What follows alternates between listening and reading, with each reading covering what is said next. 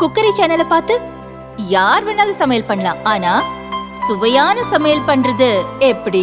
நான் இதயம் நல்லெண்ணெயில சமையல் பண்றேன். ஆஹா ஓஹோன்னு பாராட்டுறாங்க. நீங்களும் இதயம் நல்லெண்ணெயில சமையல் பண்ணுங்க, பாராட்ட வாங்குங்க. தினம் தோறும் வாங்குவே இதயம் இதயம். மரம் மண்ணின் வரம், அதை வளர்ப்பதே மனித அறம். வனம் செய்வோம் என்ற முழக்கத்தை முன்வைத்து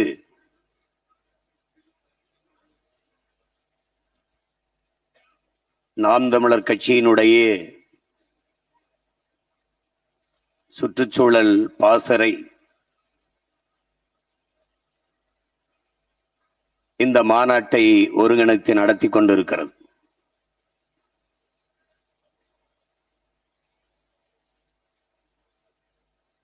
இந்த மாநாட்டை நடத்துவதற்கு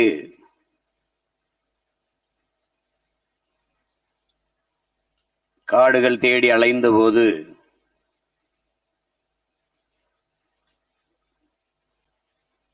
எல்லோரும் பயந்து தர மறுத்த போது, இது என் காடு அல்ல, உன் தம்பியின் காடு, உன் காடு, அங்கு போய் நீ நடத்து என்று உரிமையோடு அனுமதி தந்த எங்கள் ஐயா சைதை துரைசாமி அவர்களுக்கு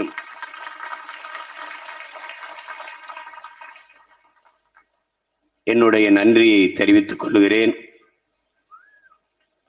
இந்த காடை பார்க்கிற போது மனிதநேய அறக்கட்டளை வைத்து பல்லாயிரக்கணக்கான பிள்ளைகளை படிக்க வைத்து இந்திய குடிமை பணிக்கு அனுப்பிய பெருமகன் நம்முடைய ஐயா சைதை துரைசாமி அவர்கள். இந்த காடுகளை பார்க்கிற போது அவர் மனிதநேயவாதி மட்டுமல்ல, ஒரு உயிர்மை நேயர் என்பதை நீங்கள் உணர்வீர்கள். இங்கே நிற்கும் போதெல்லாம் எனக்கு ஒரு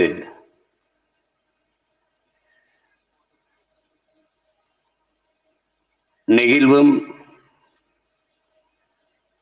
நினைவு பகிர்வும் வரும். அதுவே என்னுடைய ஆறுயிர் இளவல் வெற்றி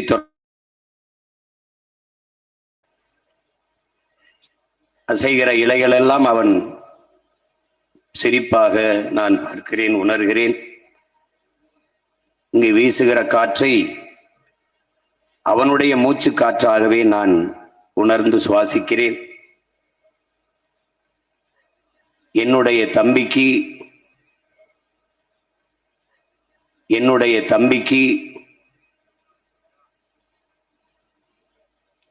இந்நேரத்தில் நன்றி செலுத்தி அவன் நினைவை போற்றுகிறேன்.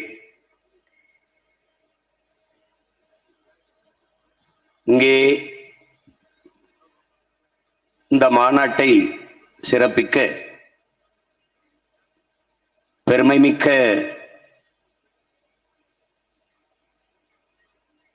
இந்த மண்ணின் ஆளுமைகள் எல்லாம் வந்திருக்கிறார்கள்.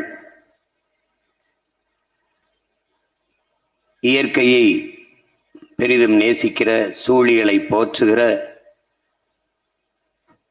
மரங்களை பெற்ற பிள்ளைகள் போல பேணி வளர்க்கிற பெரியவர்கள் எல்லாம் இங்கே வந்து பங்கேற்று தங்கள் கருத்துக்களை பதிவு செய்து சென்றிருக்கிறார்கள்.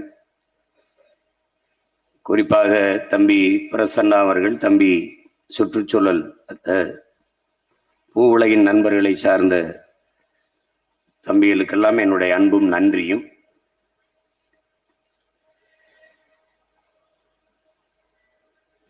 இது மரங்களுக்கான மாநாடு என்று சொல்வதையும் விட, நாம் நமக்கு உயிர்காற்றை தருகிற நம் தாய்க்கு நன்றி செலுத்துகிற ஒரு மாநாடு என்றுதான் இதை பார்க்க வேண்டும்.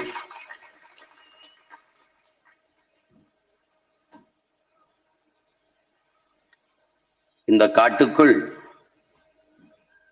புலிகள் நுழைந்தவுடனேயே ஒரு அணில் கூட கண்ணில் படவில்லை.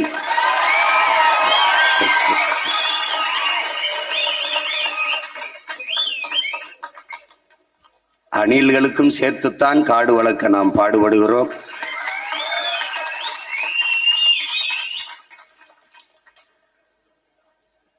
மரங்களுக்கு என்ன மாநாடு, இவர்களுக்கு என்ன மறை கலண்டு விட்டதா என்று கேட்பார்கள். மறை கலண்டதால் அல்ல, மறை கற்றதால் இந்த மாநாடு.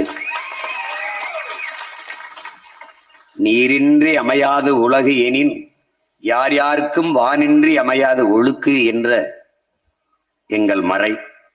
மணிநீரும் மண்ணும் மலையும் அணிநிழற்காடும் உடையது அரண் என்ற எங்கள் மறை. தந்த வள்ளுவ பெருமகனாரின் அந்த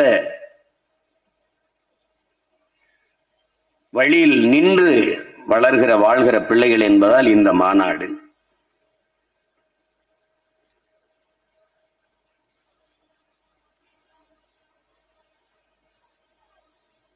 நாட்டுக்காக நிற்பவர்கள்தான் இந்த மாநாட்டை நடத்த முடியும்.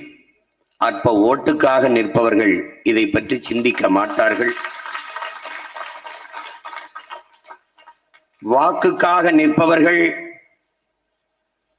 இதை நினைத்து கூட பார்க்க மாட்டார்கள். மக்களின் வாழ்க்கைக்காக நிற்பவர்கள்தான் இந்த மாநாட்டை நடத்துவார்கள், நடத்த முடியும்.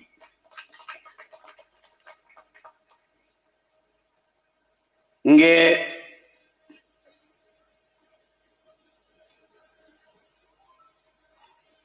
என்னுடைய தம்பி கவிபாஸ்கர் எழுதிய கவிதை நூலை நாம் வெளியிட்டோம். நான் மரங்களுக்காக மாநாடு போடுகிறோம், நீ கொஞ்சம் கவிதை எழுதித்தா என்று கேட்டேன். அவன் எழுதி அந்த காலம் கடந்து விட்டதால் அதை காட்சிப்படுத்த முடியவில்லை. அதை நூலை நாம் வெளியிட்டோம். எல்லோரும் வாங்கி நீங்கள் படிக்க வேண்டும். அதிலே என் தம்பி எழுதியிருக்கிறான், காடும் காடு சார்ந்த இடமும் முல்லை, அது தமிழன் வைத்த பெயர். காடும் காடு சார்ந்த இடமும் கொள்ளை, அது திராவிடம் தந்த துயர் என்று எழுதியிருக்கிறார்.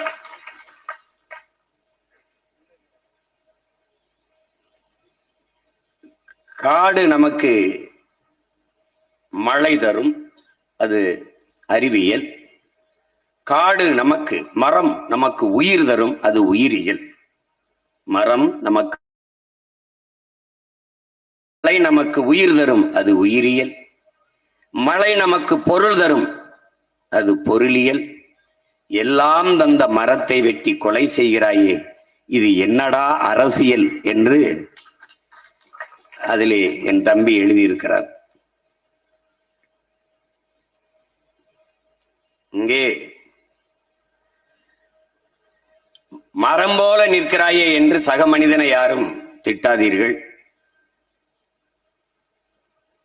ஆனால் எந்த மனிதனும் மரம் போல வாழ்வதில்லை.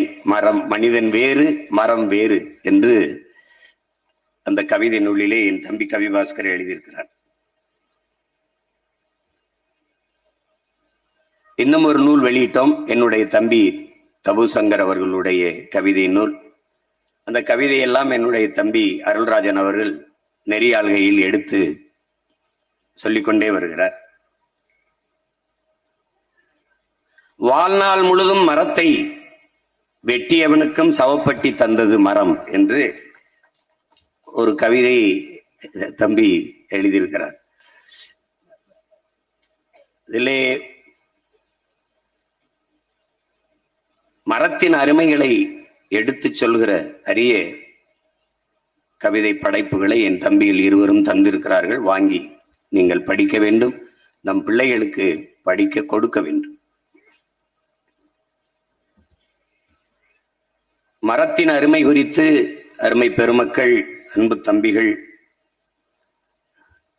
நம்முடைய போற்றுதற்கும் வணக்கத்திற்கும் உரிய கவிஞர் பெருமக்கள் எல்லாம் நமக்கு எடுத்து சொன்னதை கவிதையாகவும் காணொளி ஆவணங்களாகவும் பார்த்தோம்.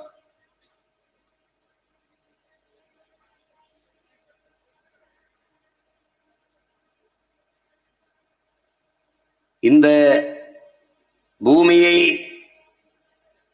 சமநிலைப்படுத்துவதில் மரத்தின் பங்கு மகத்தானது என்பதுதான் அறிஞர்கள் எல்லோருடைய கருத்து.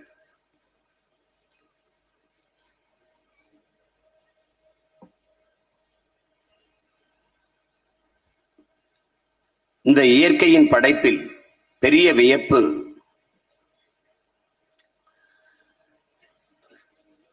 எல்லா உயிர்களும் மூச்சுக்காற்றை, உயிர்காற்றை, ஆக்சிஜனை சுவாசித்துவிட்டு நச்சுக்காற்றை வெளியிடும். மனிதர்கள் உட்பட எல்லோரும், மனிதர்கள், விலங்குகள், பறவைகள் எல்லாம். தாவரங்கள் மட்டும்தான் நச்சுக்காற்றை சுவாசித்துவிட்டு உயிர்காற்றை, ஆக்சிஜனை வெளியிடும். நம் முன்னால் அடர்ந்து இருக்கிற இந்த மரம் கார்பன் டை ஆக்சைடை, கரியமில வாயுவை சுவாசித்து விட்டு உயிர்காற்றான ஆக்சிஜனை வெளியிடுகிறது. அதனால் நாம் உயிர் வாழ்கிறோம். நாம் உயிர்காற்றை சுவாசித்து விட்டு நச்சுக்காற்றை வெளியிடுகிறோம். இந்த இயற்கையின் இந்த முரண் விதி இல்லை என்றால் உலகில் எவ்வுயிரும் வாழ முடியாது. அதை நினைவில் வைத்துக் கொள்ளணும். அதனால் மரம் அல்ல, நம் உயிர் என்பதை நாம் உணர வேண்டும். நீங்கள் உயிர் என்றால் ஏதோ என்று கற்பனை செய்து கொண்டீர்கள். உயிர் என்றால் ஒன்றுமில்லை, அது காற்று.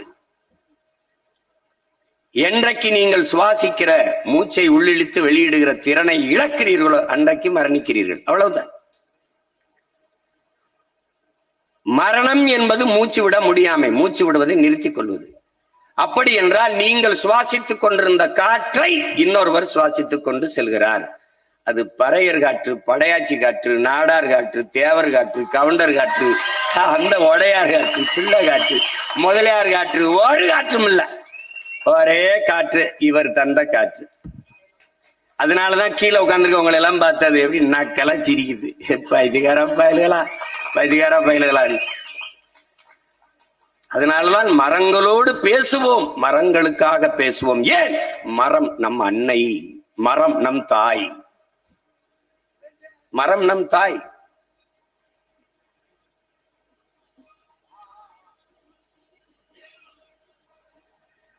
மரத்தின் அருமையை தெரிந்த அறிஞர்கள் எவ்வளவு! நம்மோட வாழ்ந்த பெருமக்கள், நம்முடைய அப்பா நம்மாழ்வார் அவர்கள், நாம் படித்தறிந்த வங்காரி மாத்தாய், அங்கே நம்முடைய அறிவியலின் அடையாளம் ஐயா அப்துல் கலாம் அவர்கள், அம்மா அல்பாசா அவர்கள், மீரா அல்பாசா புதுச்சேரி அன்னை அவர்கள், நம் அருமை சகோதரன், ஜனங்களின் கலைஞன் என்ற இளம் கலைவாணர் விவேக் அவர்கள், ஐயா அப்துல் கலாம் அவர்களை சந்திக்கும் போது, நீங்கள் 1 கோடி மரம் நீங்கள் நடும்போது மற்றவர்களுக்கு ஒரு முன்னுதாரணமாக இருக்கும், அவர்களுக்கு ஒரு உந்துதலாக இருக்கும், ஒரு எடுத்துக்காட்டாக இருக்கும் என்று சொன்ன காரணத்திற்காக அன்றிலிருந்து மரம் நடுவதற்கு தொடங்கினார். 36 லட்சம் மரங்களை நட்டிருந்தார். 1 கோடி மரத்தை தொடுவதற்கு முன்பு அவர் உயிர்காற்று நிறுத்தப்பட்டு விட்டதான் அங்கே இருக்கிறது அவருக்கு. அதனாலேதான் நன்றி செலுத்துகிறோம்.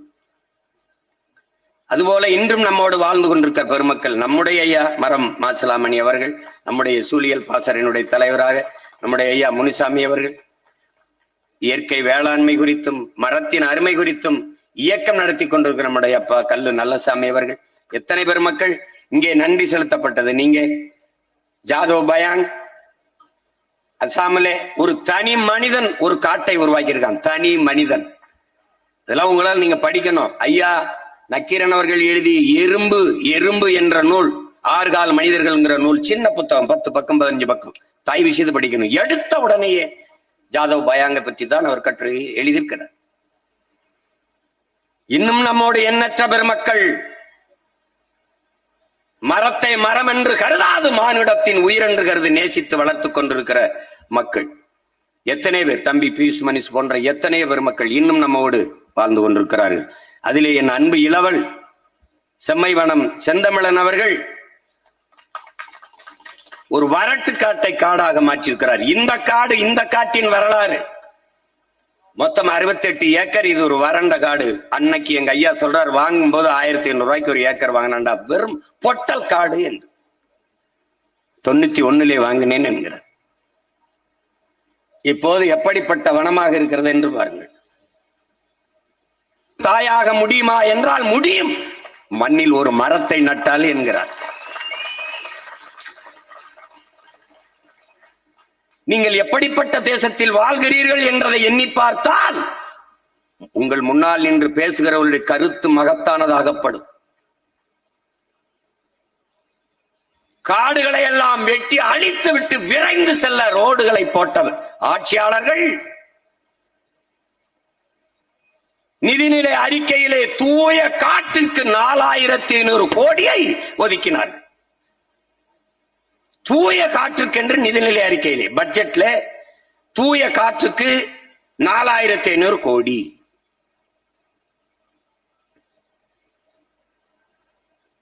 இதை கேட்கும் போது நீங்க எப்படி எடுத்துக்கிட்டீங்க? 4500 கோடி தூய காற்றுக்கு. எப்படி தூய காற்று எப்படி கொண்டு வருவீங்க? எங்க இருந்து வாங்கிட்டு வருவீங்க? எந்த நாட்டில இருந்து வாங்கிட்டு வருவீங்க சொல்லுங்க? பாதுகாப்புக்கு ரபேல் விமானம் பிரான்ஸ்ல வாங்கினீங்களா அப்படியா? இல்ல பெட்ரோல் டீசல வேற நாட்டுல வாங்குறீங்களா அப்படியா? காற்றை எங்கிருந்து வாங்கி வருவீர்கள்? அதை எப்படி தன் நாட்டு குடிகளுக்கு விநியோகம் செய்வீர்கள்? எப்படி எப்படி? சூரிய தந்தை கடல் தாய் இருவர் இணைவில் புணர்ச்சியில் நீராவியாகி மேலே போய் குளிர்ந்து மேகமாகி தூய குடிநீரை வீட்டு வாசலில் கொட்டுகிறது மழை. அதை தேக்கி சேமித்து வைக்காமல் அடுத்த நொடியில் கடலிலே கலக்க விட்டு, இயற்கையின் சுத்திகரிப்பை விட நீ பெரிய சுத்திகரிப்பு பண்ணிருவியா?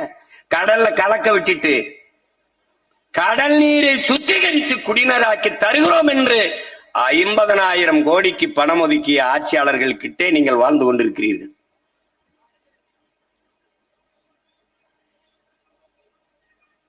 இப்ப 4500 கோடியில் எப்படி காத்த வாங்கிட்டு வருவாங்க? இது எங்க இருந்து வாங்கிட்டு வருவாங்க? யாரு காற்றை விக்கிறாங்களா? கடைசியா தண்ணியை வித்தான், இப்ப காற்றை விக்கிறேன்னு வந்துட்டான். காத்தை வாங்கிட்டு வந்து எப்படி கொடுப்ப? எல்லாரும் இடவாறு கட்டுற போது இங்க ஒரு குடுவையை போட்டு அதுல இருந்து மூக்குல அப்படி மாட்டிக்கிட்டு அப்படியே எல்லாரும் போயிட்டு இருக்கணும். செல்போனோட போற மாதிரி அப்புறம் மூச்சு காற்றோட மூக்குல மாட்டிக்கிட்டு போற காலம் வரும். இப்ப இந்த 4500 கோடியில காத்து வாங்கி எத்தனை பேருக்கு கொடுத்திருக்காங்க? இந்த காற்று விற்பனைக்கு வரும் என்று சொல்லும் போது நீங்கள் சிரித்தீர்கள். இன்று இந்திய நாட்டின் தலைநகராக இருக்கிற டெல்லியில தூய காற்றுக்கென்று வந்து ஒரு அறை இருக்கு. கொஞ்ச நேரம் வந்து உட்கார்ந்து காசு கட்டி சுவாச்சிட்டு போலாம். இன்னும் ஒரு சில காலங்களுக்குள் தமிழ்நாட்டுக்குள்ள வரும். காற்று மாசுபட்டு போனது. அது சொல்லும் போது கேட்கிறது, பருவநிலை மாறிடுச்சு, காலநிலை மாறிடுச்சு. அப்போ ஒரு கேள்வி இல்லை நம்மள, பருவநிலை மாறியதா இல்லை நாம் மாற்றினோமா? காற்று மாசுபட்டு போனதா அல்லது நாம் அந்த காற்றை மாசுபடுத்தினோமா? அதுதான் இந்த கேள்வி எழுந்தால்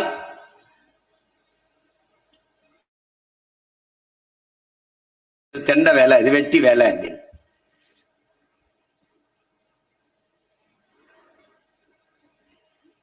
உலகம்ங்கிறது என்ன? உயிரினங்கள் என்ன? உயிரினம் என்ன? நிலம், தீ, நீர், வளி, விசும்பு, விசும்போடு 5ம் கலந்த மயக்கம். இதான் உலகம்னு தொல்காப்பியம் சொல்லுது. நிலம், நெருப்பு, நீர், வான்வெளி, காற்று இதெல்லாம் சேர்ந்துதான் ஆகாயம். இதெல்லாம் சேர்ந்துதான் உனக்கு உலகம். இந்த 5 என்கிறார்கள். நாம் அதை 50 ஆற்றல் என்கிறோம். தூய தமிழ்ல 50 ஆற்றல் என்கிறோம். பூதம் என்றால் பேராற்றல். அந்த பூதத்தால எல்லாம் முடியுங்கிற அது மாதிரி 50 ஆற்றல். இந்த ஆற்றல் இல்லாது உலகில் எவ்வுயிரும் இல்லை. மனிதன் மட்டும் இல்லை, எவ்வுயிரும் இல்லை.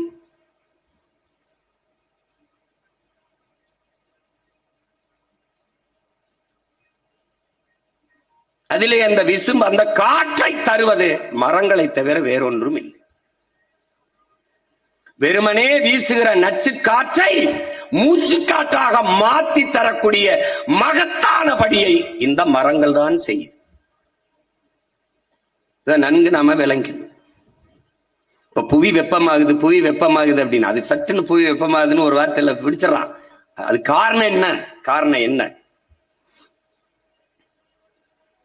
அதை பார்க்கணும்ல. அதுக்கு என்ன காரணம்? அதுக்கு காரணம் இங்கே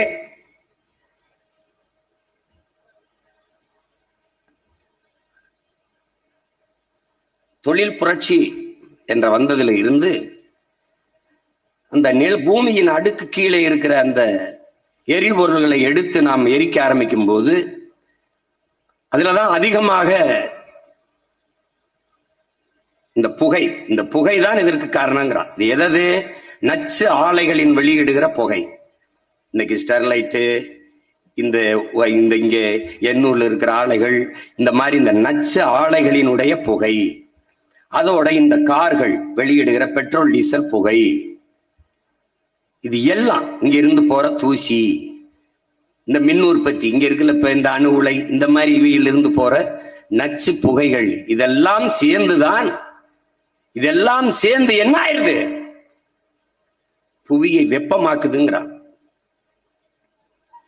நீங்க நல்லா கவனிச்சுக்கணும். 450 கோடி ஆண்டுகள் ஆயிடுச்சு இந்த பூமி உருவாகி. சூரியனுக்கு நமக்கும் 15 கோடி கிலோமீட்டர் இருக்கு. எவ்வளவு?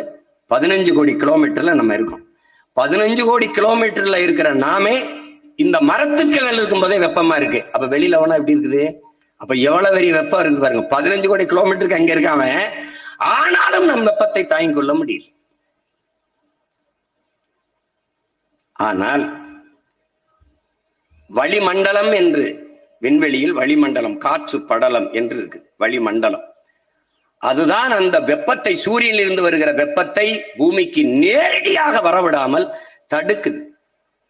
தடுத்து அப்படி நம்ம ஃபில்டர் பண்ணுதுன்னு சொல்லுவோம்ல, அப்படி தடுத்து அங்கிருந்து பட்டு தெரிக்கு. அப்படி தண்ணி தரையில ஊத்துன சிமெண்ட் தரையில ஊத்த தெரிக்கும்ல, அப்படி சூரிய ஒளி அப்படி வெப்பம் அப்படி தெரிக்குது. அதான் நிறப்பிரிகைங்கிற, புற ஊதாக்கதுங்கிற, மொத்தமாவே இது வெள்ளையா தான் இருக்கணும். அது ஏன் அப்ப வானமும் கடலும் நீளமா இருக்கு? இந்த நிறப்பிரிகையில் நீல நிறம் அதிகமா இருக்கு. இந்த வானவெல்ல எல்லா வண்ணமும் தெரியும், வெள்ளை தெரியாது. அப்ப புற ஊதா கதிர்கள் சிதறதுனால வானம் முழுக்க நீளமா தெரியுது. பெரும்பரப்புல இருக்கிற கடல் நீங்க கவனிச்சுக்கணும். இந்த பூமி பந்துல இந்த இதுல 70 விழுக்காடு நீர் தான், 30 விழுக்காடு தான் நிலப்பரப்பு. அந்த நிலப்பரப்பில் 1/3 பங்கு காடு இருக்கணும். அப்ப இது என்ன ஆகுது? அங்க இருந்து நேரடியாக வெப்பம் பூமிக்கு வராமல் தடுக்கிற வேலையை வளிமண்டலம் என்ற காற்று படலம் செய்கிறது. அந்த காற்று படலத்தை உருவாக்குவது யார்? அது இந்த காடுகள் தான், மரங்கள் தான். அதை நம்ம என்ன சொல்றோம்? ஓசோன் படலம்ங்கிறோம். அறிவியல் பேர்ல நம்ம தமிழ்ல வளிமண்டலம், காற்று படலம்னு சொல்றோம். இதுல உலகத்தின் நுரையீரலாக இருக்கிற அமேசான் மலைக்காடுகள் 20 விழுக்காட்டை நிறைவு செய்யுது. மீதி எல்லாம் கடலுக்குள்ள இருக்கிற நீல பச்சை பாசி, அறிவியல் பேர் ஆல்கா, நம்ம சொல்றது நீல பச்சை பாசி. அந்த செடிகளில் இருந்துதான் அதிகமாக ஓசோன் காற்று மேலே சென்று அந்த காற்று படலத்தை அப்படியே வச்சிருக்கு. அந்த காற்று படலம் மட்டும் இல்லை என்றால் எந்த உயிரும் இல்லை, எரிஞ்சு சாம்பலாயிடுற. புரியுது நினைக்கிறேன். உன்னால அந்த வெப்பத்தை தாங்க முடியாது, எதிர்கொள்ள முடியாது. அந்த வளிமண்டலம் தடுத்து, நல்லா கவனிச்சு பண்ணி போட்டுவேன், தடுத்து அதுக்கு கீழே வருகிற அந்த வெப்பத்தை உன்னால தாங்க முடியாது. அப்ப தாங்குற அளவிற்கு தடுத்து நிறுத்துபவன் யார்? இந்த மரங்கள். இந்த மரம் என்ன செய்யுது? இந்த மரத்தின் இலைகள் எல்லாம் பழுப்பு நிறமாகத்தான் இருக்க வேண்டும். இப்ப இந்த மரத்துல ஒரு இலை பட்டுச்சுன்னா பழுப்பா இருக்கும், கீழே விழுந்ததெல்லாம் பாரு பழுப்பா இருக்கும், என்ன செத்துருச்சு.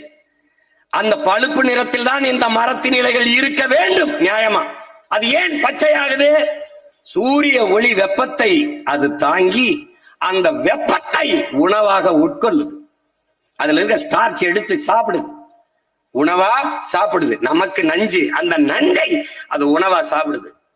அதை நம்முடைய பெரிய தகப்பன் நம்மாழ்வார் என்ன சொல்றாரு, ஒவ்வொரு மரத்திலும் சர்க்கரை தயாரிக்கிற தொழிற்சாலை இருக்குங்கிறார். அது அங்க இருக்கிற சர்க்கரையை உறிஞ்சி சாப்பிடுவதால், வெயிலை சாப்பிட்டு விடுவதால் வெப்பம் தனியுது. பழுப்பு நிறத்தில் இருக்க வேண்டிய, மஞ்சள் நிறத்தில் இருக்க வேண்டிய இலை பச்சை நிறத்தை அடையுது. அப்படித்தான் தாவரங்கள், மரங்கள், செடி கொடி எல்லாம் புல்லெல்லாம் பச்சையத்துக்கு வர்றது காரணம் தான். அப்ப என்ன செய்யுது, அங்க தடுத்து உனக்கு கீழே நல்ல குழு குழு குழுன்னு வச்சுக்கிறான். யாரு? உயிருந்தரான், வெப்பத்தை தணிக்கிற கொடையாவும் இருக்கான். யாரு? இவன் தான். பார்க்க அப்படி இருக்கான்னு நினைச்சுக்கிட்டு இருக்காத, இவன் தான். இவையில என்ன ஆவ? கறிக்கட்டையா செத்து கிடப்ப. அப்போ பூமிக்கு வருகிற வெப்பத்தை தடுத்து ஒரு மரத்துக்கு கீழே நீ நிக்கிற போது குழு குழுன்னு இருக்குது. காரணம் இவன் தான். சாதாரணமா என்ன பண்ற, போயிட்டு இருக்கும்போது அந்த ஓட்டுநர்கிட்ட, மரத்தில் நிழல்ல விடுப்பா வண்டிய, மரத்து நிழல்ல விடுப்பா வண்டிய, மரத்து நிழலே வண்டியை விட வேண்டும். சரி, அதற்கு முதல்ல ஒரு மரத்தை நடணும், அதுதான் முதல்ல சரி. புரியுதா? எல்லாருக்கும் மரத்து நிழல்ல விடுப்பாங்க. நம்முடைய அரசு எப்படி இருக்கும்? என்ன சொல்லும் நம்முடைய அரசு? என்ன சொல்லும்? மரம் நடுவோம், மழை பெறுவோம், சின்னதை எழுதிப்படும். அவனுடைய பொறுப்பு முடிஞ்சிருச்சு. மரம் எங்க நடும்? செய்தித்தாள் விளம்பரத்துல நடும். ஒவ்வொரு தலைவனின் பிறந்த நாளையும் 1 கோடி மரம் நடுவோம். எங்க? செய்தித்தாள்ல. இப்ப நாம எந்த வேலையை செய்யறோம்? செயல் அரசியல், சேவை அரசியல் செய்ய நினைக்கிறவன் தான் இந்த வேலையை செய்வான். செய்தி அரசியல் செய்பவன் இதை செய்ய மாட்டான். கட்சி அரசியல், தேர்தல் அரசியல் செய்ய நினைப்பவன் இந்த வேலையை செய்ய மாட்டான். மக்களுக்கான செயல் அரசியல், மக்களுக்கான அரசியல் எவன் செய்ய நினைக்கிறானோ அவன்தான் இந்த வேலையை செய்வான்.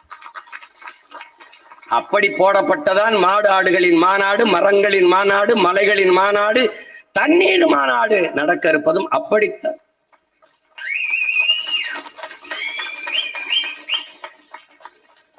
செல்வம் என்றால் என்ன? முதலில் செல்வம் என்றால் என்ன? காடு செல்வமடா, ஆடு மாடு செல்வமடா, அறிவு செல்வமடா, கடலின் வளம் செல்வம், மலை செல்வம், மணல் செல்வம். செல்வம் என்றால் அதான் செல்வம். பைத்தியக்காராணி வச்சிருக்க காந்தி படம் போட்ட அது வல்லடா செல்வம், அது தாளடா தாள். அந்த தாளை தந்தவன் இவன் தானடா, இவன் தானடா, இவன் தானடா செல்வம். பைத்தியக்காரன் இவன்தான் நம் செல்வம், அதனால் அவன் பின்னே செல்வோம். புரியுதா? புரிஞ்சுக்கணும். புவி வெப்பமாகுது, புவி வெப்பமாகுது. பெரிய கண்டுபிடிப்பு சயின்டிஸ்ட். ஏன் வெப்பமாகுது சொல்ற? ஏன் வெப்பமாகுது சொல்லு. இந்த பசுங்கூட விளைவுன்னு சொன்னாங்க, அது கிரீன் ஹவுஸ் எஃபெக்ட். அது என்னன்னா, அந்த குளிர் நாடுகள்ல இந்த நர்சரி, இந்த செடி கொடிகள்லாம், செடி பூச்செடி கன்று இதெல்லாம் மரக்கன்று எல்லாம் வளர்க்கறதுக்கு ஒரு கூடாரம் போட்டிருப்பான். இப்ப கூட நம்ம உள்ள நர்சரின்னு வச்சு வளர்ப்பான், நீ பார்த்திருப்பேன். இப்படி அதை சுத்தி மூடி விட்டுருப்பான், சின்னதா உள்ள ஒரு இது மட்டும் இருக்கும். அந்த கூடம் அதான் பசுங்கூடங்கிறது. அது என்னன்னு பாத்தீங்கன்னா, வெளியில இருக்கிற வெப்பத்தை உள்ள இறக்காது, உள்ள இருக்கிற வெப்பத்தை வெளியில விடாது. இந்த உள்ள இருக்கிற அந்த வெப்பம் போதுமான அளவுக்கு அப்படியே வச்சுக்கிட்டே இருக்கு. அதனாலதான் இந்த உயிரினங்கள் வளர முடியுது. அப்ப வெளியில இருக்கிறத உள்ள விடாது, உள்ள இருக்கிறத வெளியில விடாது, அப்படி தடுத்து நிறுத்தும் பசுங்கூடம். எப்படி அந்த கூடம் போல இந்த பூமி பசுங்கூடமா மாறிடுச்சு. எப்படி பசுங்கூடமா மாறுது பாரு. தினம் சூரியன்ல இருந்து வெயில் பூமிக்கு வருது. இது என்ன செய்யுது? பகல் பூரா நமக்கு வெப்பமா இருக்கு, இரவுல வெப்பம் இருக்க மாட்டேங்குது, குளிரா இருக்கு. அதற்கு காரணம் இந்த பகலில் அலை கதிர்களாக அப்படியே நீரா மேல எழுந்து விண்ணை நோக்கி போகுது. அங்க போய் அது குளிர்ந்துருது. அதனால் நமக்கு குளிரா இருக்குது, வெப்பம் தணிந்து குளிரா இருக்கு. இப்போ இந்த நீலலை கதிர்களா மேல போகுதுல வெப்பம் இரவுல, அதை போக விடாம ஒருத்தன் தடுக்கிறான். அந்த அயோக்கியப்ப யாரு? யார் செய்யறா? அதுதான் இங்கு தொழில் புரட்சி என்று கொண்டு வந்தப்பட்ட ஒன்று. எப்படின்னா அவன் என்ன சொன்னா, இங்க பாரு, இந்த பூமிக்கு அடியில் இருக்கிற மீத்தேன் எடுக்கிறது, நிலக்கரியை எடுத்து அந்த மின்சாரம் தயாரிக்கிறது, இந்த மீத்தேன் ஈத்தேன் எடுக்கிறது, ஹைட்ரோ கார்பன் எடுக்கிறது, இந்த மாதிரி இதுகள்ல தான் புவி அதிகமா வெப்பமாகுதுங்கிற. அதுல மீத்தேன் அளவு கம்மி, அதனுடைய வாழ்நாளும் கம்மி. ஆனால் மீத்தேனாலதான் 60 விழுக்காடு பூமி வெப்பமாகுதுங்கிறான். எல்லாம் கொஞ்சம் அதனுடைய அளவு கம்மி, அதை கொஞ்சம் தானே எடுக்கிறான் மீத்தேன் அப்படின்னு நினைக்கூடாது நீ. அது கொஞ்ச நாள் தான் அதனுடைய வாழ்நாள் இருக்கு. ஆனால் அது பூமியை 60 விழுக்காடு வெப்பத்தை தந்துருதுங்கிற. அப்ப இது என்ன செய்து, இந்த காற்றுகள் எல்லாம், இந்த புகையெல்லாம் அப்படியே மேல போய், இந்த கார் வெளியிடுகிற நச்சு புகையெல்லாம் மேல போய், இந்த சரியா இந்த பூமியிலிருந்து, இந்த தரை பகுதியில் இருந்து 15-20 கிலோமீட்டருக்கு மேல அந்த விண்வெளியில ஒரு கருப்பு படலம் போல படர்ந்து நின்னுகிறதுன்றான். நின்னுகிட்டு இந்த இரவில் இந்த வெப்பம் அப்படியே மேல நீல கதிர்களா போய் மேல குளிர போகுது பாரு, அது அங்க மேல போக விடாம இந்த கருப்பு படலம், இந்த புகை படலம் அப்படியே தடுத்து ஒரு போர்வையை போட்டு போத்துற மாதிரி பூமிக்குள்ளேயே நிறுத்திடுதுங்க. அதனால என்ன ஆயிருது, புவி வெப்பம் குறைய மாட்டேங்குது, அப்படியே இருக்கு. இந்த புவி வெப்பமான என்ன பிரச்சனைனா, இப்போ பருவநிலை மாறுது. பருவநிலை மாறும்போது பருவமழை, பெருமழை இது இல்ல, ஒரே ஒரு மழை தான் இருக்கு, புயல் மழை மட்டும்தான் நமக்கு இருக்கு. பருவமழை இப்ப அக்டோபர் நவம்பர் ஐப்பசி கார்த்திகை மழை பொழியும் அப்படின்னா அது மழைக்காலம், கார்காலம் அப்படின்னா ஒரு பருவத்துக்கு பயிரிடுவது எல்லாம் முறையா நடக்குது. இப்ப அந்த பருவம் மாறிடுது. இப்ப சொல்லும் போது நம்ம கிராமத்துல பருவம் தப்பிருச்சும்பா, பருவம் மாறிடுச்சும்பா. அதுக்கு காரணம் இதுதான். அப்ப நம்முடைய அப்பா நம்மால வேற என்ன சொல்றாங்க, இனி இந்த நாட்டில், இனி இந்த மண்ணில் பருவமழையோ பெருமழையோ கிடையாது, புயல் மழை மட்டும்தான். அது எப்ப பெய்யும் எப்படி பெய்யும் தெரியாது. ஏப்ரல் மே மாசம் கோடை நினைச்சுக்கிப்பா பெரும் புயல் அடிச்சு கொண்டு போயிட்டு இருக்கும். ஏன்னா மாறிடுச்சு பருவம். அதற்கு காரணம் இந்த பருவநிலை மாற்றத்திற்கு காரணம் புவி வெப்பமாகுது. வெப்பமாகும் போது நீ பாத்தீங்கன்னா அடுப்புல இப்ப பானையை வச்சு ஒலை வைக்கிறதுன்னு சொல்றோம். தண்ணியை அதுல ஊத்தி கீழே நெருப்பை எரிக்கும் போது இந்த ஒலை பொங்குது. வெப்பம் தாங்காம, சூடு தாங்காம என்ன செய்யுது, ஒலை பொங்கி அப்படி பொங்கி கொட்டுது. அப்படி பூமியின் வெப்பம் தாங்காம கடல் பொங்கி கொட்டும். அப்படி வெப்பமாகி கொந்தளிக்கும் போது இங்க சொல்றாங்கல்ல, ஆதி நிலம் என்பது தீவு. அந்த தீவிலே பல தீவு, மன்னார் வளைகுடா எல்லாம் 2-3 தீவு உள்ள போயிடுச்சுங்கிறான். இது என்ன செய்யும், கடலோர கிராமங்கள், கடலோர பகுதிகள் பல இடங்களை அப்படியே முழுங்கிரும். புவி வெப்பமான ஒரு சுனாமியே நம்ம தாங்க முடியல. அப்ப கொந்தளிச்சு என்ன பண்ணும், கடலோர பகுதிகள், கிராமங்கள் எல்லாவற்றையும் 300-400 கிலோமீட்டருக்கு உள்ள போய் இழுத்து மூழ்கடிக்கும். பேரழிவை இந்த பூமி சந்திக்கும். அது எப்படி பொங்கி வழியுதோ அப்படி கடல் பொங்கி வழிஞ்சால் என்ன ஆகும்னு நீ கொஞ்சம் கற்பனை செஞ்சு பாத்துக்க. அப்ப என்னென்ன ஆபத்துங்கிற, என்ன உயிரினம் உள்ள வாழும், எந்த உயிரினம் உள்ளே வாழும் பாரு. நீ கொதிக்கிற தண்ணியில ஒரு பூச்சியை பிடிச்சு போட்டா, ஒரு மீனை உயிரோட போட்டா நான் செத்து போகும். அதான கடல் அளவுக்கு மீறி கொதிச்சா என்ன ஆகும், உள்ள எந்த உயிரினம் வாழும்.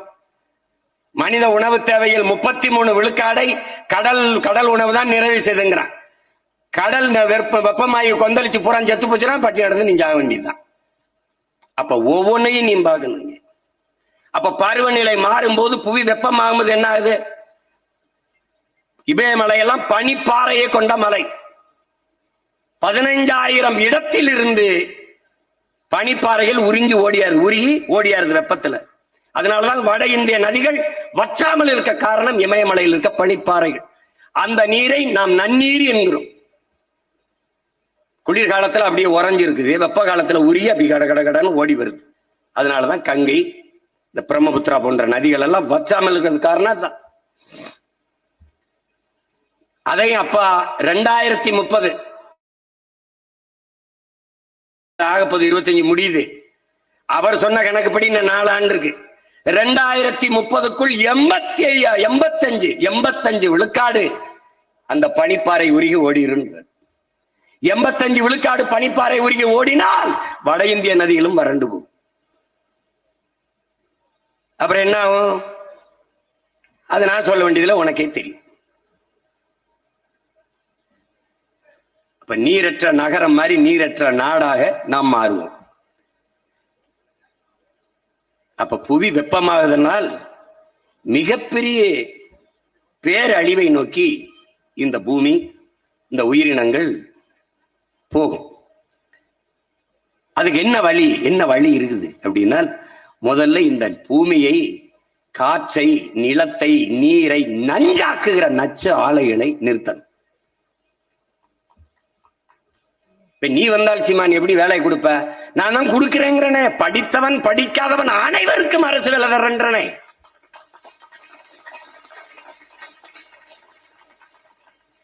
நீ இன்னைக்கு கடைபிடித்தோம் கொள்வார் இல்லைங்கிற மாதிரி நான் நல்லதை சொன்னா இவன் கேட்கிறேன். எப்படி நான் தான் தர்றேங்கிறேன்.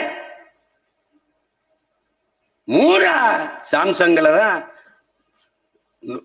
நோக்கியோ, கொண்டாய், அதுலதான் வேலையிட நிலமும் வளமும் சார்ந்த தொழிற்சாலைகள், வேலை வாய்ப்பு, வளர்ச்சிங்கிற.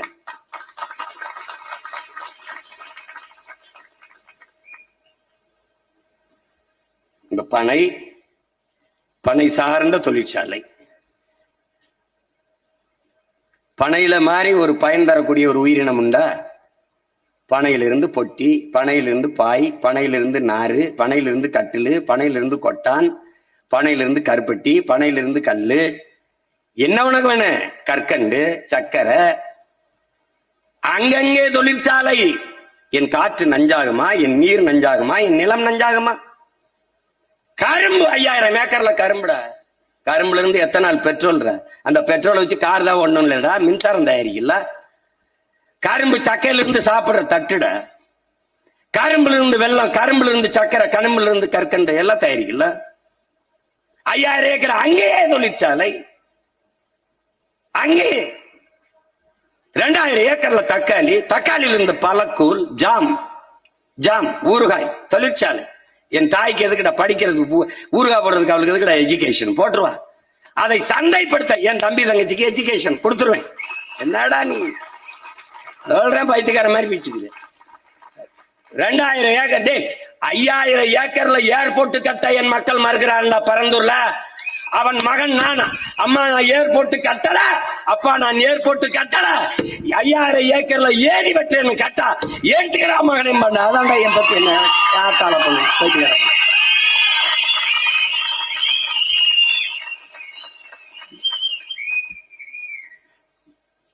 கொஞ்சம் யோசிக்கணும், மாத்தி யோசிக்கணும். ஏன் இந்த மகன் யோசிக்கிறேன்? அவனை பெத்த தலைவன் எப்படி தலைவன்? ஒருத்தன் ஒரு போராளி மகன் ஒரே ஒரு தேக்கு மரத்தை வெட்டிட்டான். எங்க வெட்டினா? நாட்டுல இல்ல, அவன் வீட்டு வாசல்ல வெட்டிட்டான். இது சத்தியமா உண்மை, எங்க அண்ணன் மேலானே உண்மை, நீ நம்பு. வெட்டிட்டான். எனக்கு எப்படி தெரியும்னு கேளு. நான் பாட்டுக்கு போயிட்டே இருக்கும்போது கூட்டிட்டு இருக்கும்போது அவங்க ஒருத்தன் குடத்தை வச்சா அண்ணா வணக்கம்னு ஒரு கண்டுகளை வச்சுக்கிட்டே வணக்கம் போட்டே இருப்பான். ஒரு வாரம் கழிச்சு என் தம்பி சேரா கேட்கிறேன், யாருன்னு கேளு. அண்ணா என்னன்னு கேளுங்க, என்ன பண்ணிக்கிட்டு இருக்கான்னு கேளுங்கன்னு. என்னப்பா அப்படின்னோடனே, அப்படியே தலை ஒன்றும் இல்லைன்னா அது வந்துன்னா ஒரு மரத்தை வெட்டிட்டேன்னா. மரத்தை வெட்டிட்டியா? என்ன பண்ண? வீட்டு வாசல் ஒரு தேக்கு நினைச்சேன்னா வெட்டிட்டேன்னா அது தலைவர்கிட்ட போற யாரோ சொல்லிட்டாங்கண்ணா. அதுக்கே கூப்பிட்டு தண்டனை கொடுத்துட்டு, என்ன தண்டனை? இந்த தேக்கு ஒரு மரம் வெட்டிட்டியா? ஆமா, 1,00,000 மரக்கன்று நட்டுட்டு வான்னு.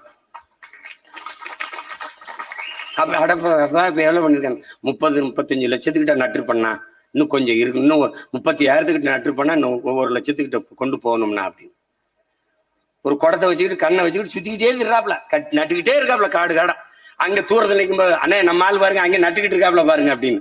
அவன் காட்டின, அண்ணா இதெல்லாம் நான் நட்டது நான் இருந்தது. அவனும் இதே மாதிரி 30,000-40,000 கண்டுகளை நட்டுட்டான். அப்படி இன்னைக்கு படங்கள் காணொளிகள் வருது எங்களுக்கு. என் தலைவன் நேசித்து நேசித்து நட்ட தேக்கு சவுக்கு இந்த காடுகள் இருக்குல்ல, அந்த காடு அப்படியே இருக்கு. அவன் பேர சொல்லிட்டு இதே மாதிரி நாடு எங்க கிட்ட இல்ல, ஆனால் என் தலைவனின் காடு அப்படியே இருக்கு.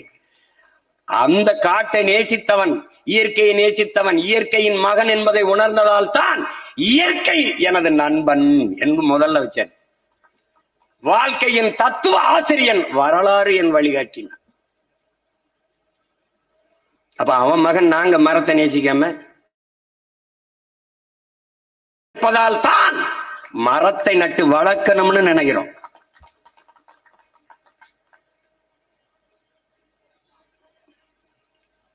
சிலப்பதிகாரத்துல நம்முடைய மூதாதை இளங்கோடிகள் மருங்கு வண்டு சிறந்து ஆர்ப்ப மணிப்பு ஆடை அது போர்த்து கருங்கையில் கண் விழித்து ஒழுகி நடந்தாய் வாழி என்று பாட்டூர்.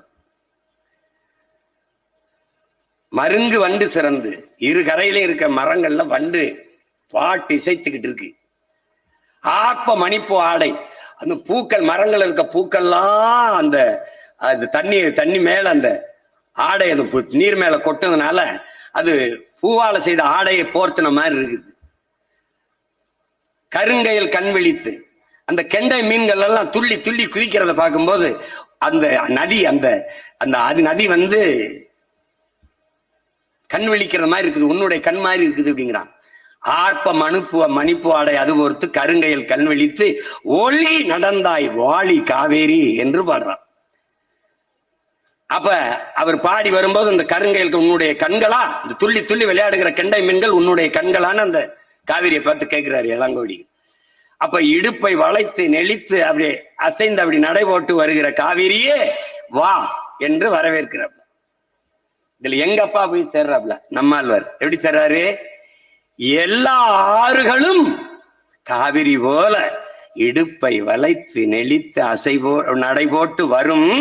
அதுக்கு நீ ஒண்ணு செய்யணும். என்ன செய்யணும்? மருங்கு வண்டு சிறந்து இரு கரையிலும் இருக்கிற மரங்களில் இருக்கிற வண்டுகள் இசைத்தது, ரீங்காரமிட்டது, பாடியதுங்கிறாள். அப்படி வரணும்னா என்ன செய்யணும்? நீ ஒண்ணு செய்யணும், கரை நெடுக மரம் நடுக. புரியுது நினைக்கிறேன் உனக்கு. எல்லா நதிகளும் போகும்டா, அப்படி நடை போட்டு போக. அதுக்கு என்ன பண்ணும்? கரை நெடுக மரம் நடுக. ஒரு எளிய உதாரணம், என் உடன் பிறந்தார்களே, என் பெற்றோர்களே, வெயில் அடித்தால் நீங்க என்ன செய்றீங்க? கொடை பிடிக்கிறீங்க. இப்ப பூமி தாய்க்கு வெயில் அடிக்குது, என்ன செய்யணும்? கொடை பிடிக்கணும். என்ன கொடை? பச்சை கொடை, மரக்கொடை. வேற வழியே கிடையாது. அதை வளர்ப்பதை தவிர ஒண்ணும் கிடையாது. நீ என்ன செஞ்சிருவா சீமான்? 5 ஆண்டு கால ஆட்சி, 5 ஆண்டு கால ஆட்சி. இதுல போட்டு காரணம் பாத்தீங்களா? 2016 நான் கொடுத்த வரைவு 10 ஆண்டு பசுமை திட்டம், பல கோடி பனை திட்டம், மக்கள் இயக்கம் போல மாற்றி மரம் வளர்க்கிறதை கொண்டு வருவேன். ஒவ்வொரு மகன் பூமியில் பிறந்தால் முதலில் அவனுக்கு பேர் வைக்கிறதுக்கு முன்பு அவனுக்காக பூமியில ஒரு மரம் வைக்கணும். அவனுக்கு என்ன பேரோ அந்த பேரை அந்த மரத்துக்கு வைக்கணும். அப்படிதான் இங்க வச்சோம். யாருக்கு?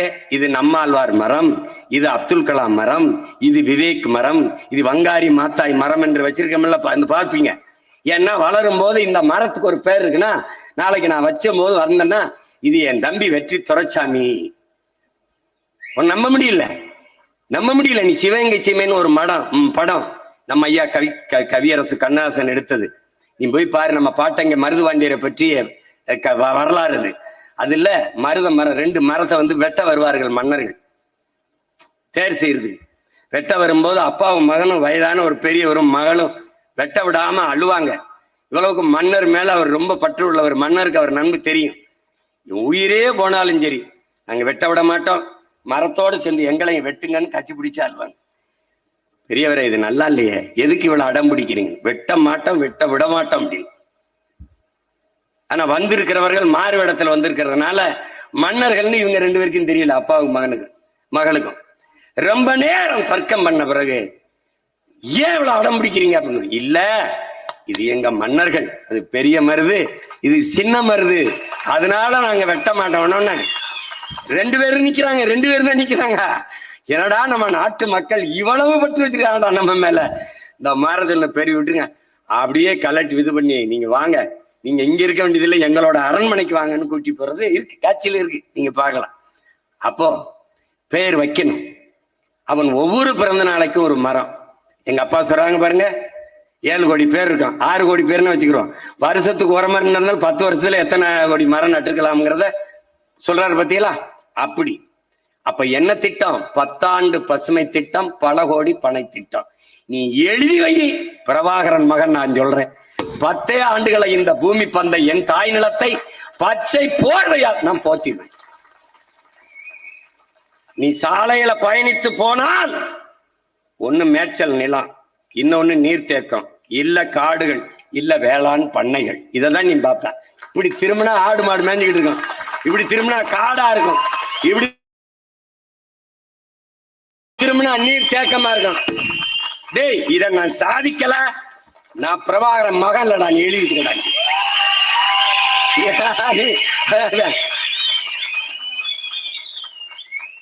தம்பி, நான் உதட்டில இருந்து இதை சொல்லல, உள்ளத்தில் இருந்து சொல்றேன், இதயத்தின் அடித்தளத்திலிருந்து எடுத்து சொல்றேன். புரியுதா? யாரு எழுதி கொடுத்து வந்து நான் பேசல தம்பி,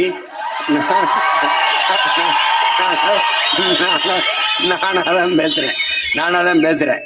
புரியுதா? ஆண்டன் சொக்கே வந்த ரஷ்ய எழுத்தாளன் சொல்றான், இது இந்த தோல்வியுற்ற சமூகம், தோற்று போன சமூகம்ங்கிறது எப்படி கண்டுபிடிக்கிறதுன்னா, எவனாவது ஒரு நல்ல சிந்தனையோடு ஒருத்தன் வந்தான்டா, அவனுக்கு எதிராக 1000 முட்டாளை இறக்கி விடுவான்டாங்கிறான். அது சொல்றான்,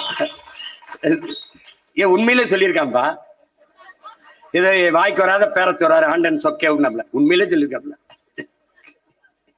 அதனால அதுல இருந்து தெரிஞ்சுக்கலாம் அது வீழ்ச்சி விட்டுற சமூகம்னு. நம்ம இப்ப பேசிட்டு போக, நான் ஒரு ஆள் தான் பேசுறேன், 1000 பேர் பேசுவான். ஏன்னா அங்க கடையை வாடகைக்கு விடுறவன், வீடை வாடகைக்கு விடுறவன் அவன்லாம் கிடையாது. இப்ப வாயை வாடகைக்கு விடுறவன் அதிகமா வந்துட்டான். இதுல என்னன்னா, எங்காலும் ஒருத்தர் வர்றான், யாருன்னு பெரும்பர், இந்த உலகம் இனியவை, இந்த உலகம் இனியவை, வானத்து சுடர்கள் எல்லாம் இனியன. நல்லாதான் இருக்கு சொல்லும்போது, வானத்து சுடர்கள் எல்லாம் இனியன. அப்புறம் என்ன சொல்றல, மழை இனிது, மலை இனிது, காடு நன்று, ஆறுகள் இனியன, மரம் செடி கொடி, மரமும் செடியும் கொடியும் மலரும் காயும் கனியும் இனியன. இதெல்லாம் இனியனதான். நீரில் வாழ்வனவும் நல்லவை, நீரில் வாழ்வனவும் நல்லவை. கடைசி அவர் வரிசராம் பாருங்க, மனிதர் மிகவும் இனியவர். யாரு? நம்ம பாட்டன் பாரதி எப்படி ஏமாந்திருக்கான் பாரு. இது எல்லாம் சரிதான், மனிதர் மிகவும் இனியவர். இத பூராத்தையும் அழிச்சவன் யாரு? இந்த இனியவன் தான். இயற்கையின் பரிணாமத்தில் கடைசியா வந்த சமூக விலங்கு இவன் தான். உலகில் எந்த உயிரினத்தாலும் காடுகளுக்கோ மலைகளுக்கோ ஆறுகளுக்கோ அருவிகளுக்கோ எதுக்குமே அழிவில்லை. இந்த மனுஷப்பய வந்தா கதை முடிஞ்சது. அதான் கிளாடு புரிங்க சொல்லலாம், ஆதியில் நாம் காடுகளில் பசிக்கு வேட்டையாடினோம், கிழங்குகளை உண்டோம், கனிகளை திண்டோம், அருவி ஆறுகளில் நீரெள்ளி குடித்தோம். அப்போது நம் பூமி தாய் கண்ணிகளியாமல் கற்போடு இருந்தால், பிறகு இவர்கள் வந்தார்கள், பசிக்கு வேட்டையாடாமல் பண வேட்டையாடினார்கள். நம் தாய் 18 வயசிலே பாட்டியாகிவிட்டால், கற்பிழந்து விட்டால், இப்போது மரணப்படுக்கையில் படுத்து கிடக்கிறாள். காப்பாற்ற ஓடி வாருங்கள் பிள்ளைகளேங்கிறான். யாரு? EF சும்மாசன் இருக்கான்.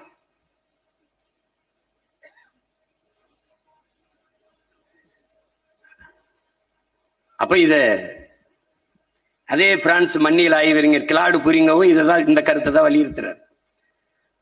அவன் என்ன சொல்றான், உன்னால் உருவாக்க முடியாத ஒன்றை உனக்கு அளிக்கிற உரிமையை யார் கொடுத்தது? இந்த இயற்கைனா என்ன? எது மனிதனால் உருவாக்கப்படவில்லையோ அது எல்லாமே இயற்கை தான். மனிதனால் உருவாக்கப்பட்ட ஒன்றிற்கும் அடிப்படை இயற்கை தான். இப்போ இது எது? இந்த என் திரை, இது மனிதனால் உருவாக்கப்பட்டது. இப்ப நான் பேசிட்டு இருக்கிற இந்த ஒளி வாங்கி மனிதனால் உருவாக்கப்பட்டது, இந்த ஒளி பெருக்கி மனிதனால் உருவாக்கப்பட்டது, இந்த மேடை இது மனிதனால் உருவாக்கப்பட்டதுதான். ஆனால் இதுக்கான மூலம் யார் தந்தது? இவதான், பூமி தாய் தான், இயற்கை தான். விண் உயர கட்டடம், சந்திரமண்டலத்தை தொடர விண்கலம் பறக்குது மேல, கடல்ல மிதக்கிற கப்பல், சாலையில போகிற வேகமா போற வாகனங்கள், எல்லாவற்றத்துக்கும் மூலம் தந்தவள் பூமிதான். கழுத்துல போடுற வைரம், தங்கம் எல்லாம் அவதான். எல்லாவற்றையும் தந்த உன் தாய்க்கு நீ என்ன தந்தாய்ங்கிறத கேள்வி. பூமி என்பது பூமி அல்ல, நம் தாய். ஒரு தாய்க்கு என்ன நோய் இருக்கிறதோ அது தன் பிள்ளைகளுக்கு வரும். உனக்கு காச நோய் இருந்து இருமணினா அம்மாவுக்கு இருக்கான்னு கேட்பான். மஞ்சக்கான் மாலைக்கண் இருந்தா உன் பரம்பரைக்கு உன் தாய்க்கு இருக்கான்னு கேட்பான்.